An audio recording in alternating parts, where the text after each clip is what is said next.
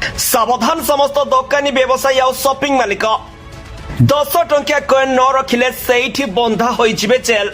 जारी हैला toll free helpline number coin न रखिले करंतु कॉल। आपनक पाखरे 10 टंकिया कॉइन अछि कि जदि अछि तबे एही खबर आपनक पाई। कथा हेउची 10 टंका वैध अटे अर्थात एहा ग्रहण करबा उचित। जदि एगुड़िक दोकानी किंबा केउठी नेबाकू मना करंती तबे आपण अभियोग करबा उचित। बैंक अधिकारी माने सूचना दैछन्ति जे 10 टंकिया कॉइन जे कोनोसी स्थान रे व्यवहार करा जाय परिबो।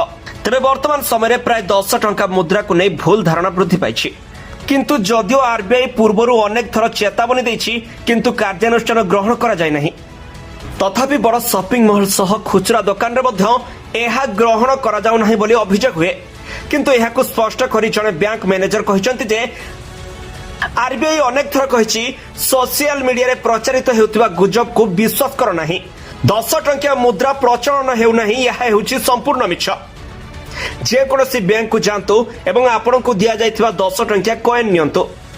बैंक जनरल मैनेजर कहिसन्ति जे जदि केही एही 10 टंकिया कॉइन न नियंती तबे से माने टोल फ्री नंबर को कॉल करी सेमानक विरोध रे अभियोग करि परिबे।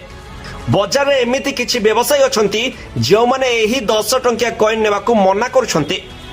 चिरा फोटा नोट नेउछंती हेले एही 10 टंकिया कॉइन नेबाकू मना करूछंती। तेणु एबे 10 टंकिया कॉइन विषय जनसाधारणक मध्य सचेतनता सृष्टि करबाकू आरबीआई पदक्षेप ग्रहण करुछि। तेणु आरबीआई एक निर्देश जारी करछि जे सेमाने जे कोनोसी स्थान रे 10 टंका मुद्रा नै जानतु नचेत सेमानक विरोध रे कार्यानुष्ठान ग्रहण कराजिबो। ब्यूरो रिपोर्ट खबर टुडे।